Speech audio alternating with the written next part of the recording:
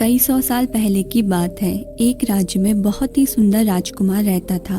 उसकी सुंदरता के चर्चे हर जगह फैले हुए थे, जिस वजह से राजकुमार को अपने सुंदर होने पर काफी गर्व था और समय के साथ साथ उसका घमंड भी बढ़ता जा रहा था। उस राजकुमार को अपनी प्रशंसा सुनना बहुत पसंद आता था, जिस वजह से अक्सर वो अपने नौकरों, सिपाहियों और प्रधानों से अपनी सुंदरता के बारे में पूछता और बदले में सब उसकी सुंदरता की खूब बढ़ चढ़कर प्रशंसा किया करते।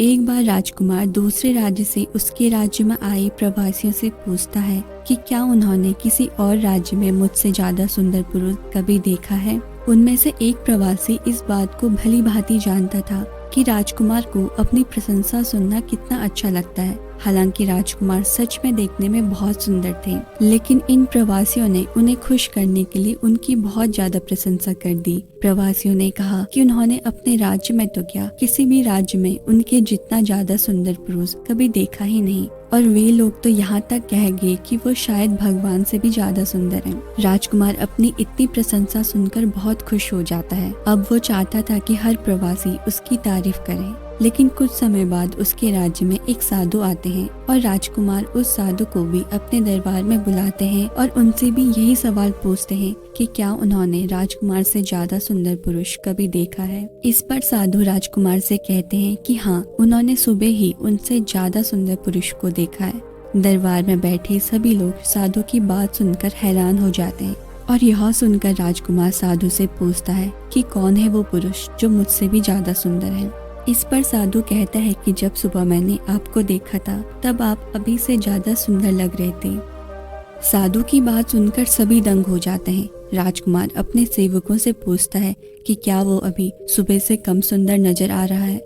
इस पर सेवक कहते हैं कि नहीं, उन्हें तो वे उतने ही सुंदर दिख रहे हैं जितना कि वे सुबह दिख रहे थे। फिर राजकुमार साधु से पूछता है कि जब सभी को कोई फर्क नजर नहीं आ रहा तो भला आप ऐसा क्यों कह रहे हैं। साधु राजकुमार से कहते हैं कि ये सब आपकी नौकरी करते हैं, इसीलिए इन्हें आप में कोई कमी नहीं दिखेगी, लेकिन मैं ये सब साबित कर सकता हूँ। साधु एक कटोरे में पानी मंगवाता है और राजकुमार के कुछ सेवकों को दिखाता है और उन्हें फिर बाहर जाने के लिए कहता है। फिर साधु उस पानी के कटोरे में से एक चम्मच पानी बाहर फेंक देता है और वापस से उन सेवकों को अंदर बुलाकर कहता है कि क्या तुम्हें उस कटोरे में कोई कमी नजर आ रही है। सभी सेवकों ने ठीक से देखा और बोले कि उन्हें कटोरे में कोई कमी नजर नहीं आ रही।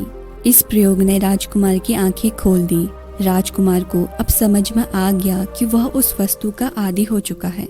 वह उस वस्तु के नशे में फंस चुका है जो हर दिन कम होती जा रही है। उस दिन के बाद राजकुमार ने कभी आईना नहीं देखा और अविनाशी वस्तु की खोज में अपना जीवन बिताता है। क्या कभी आपने सोचा है कि सुंदरता क्या होती है।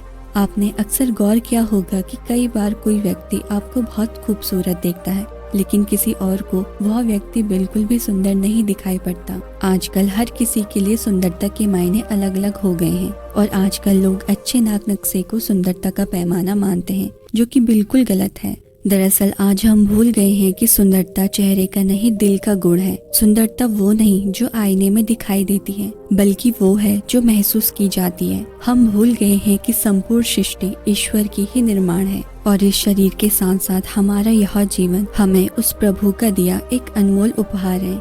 इसीलिए सुंदरता अच्छे स्वभाव, अच्छे विचार और अच्छे कर्मों से निर्धारित की जानी चाहिए, ना कि भारी रूपरेखा को देखकर।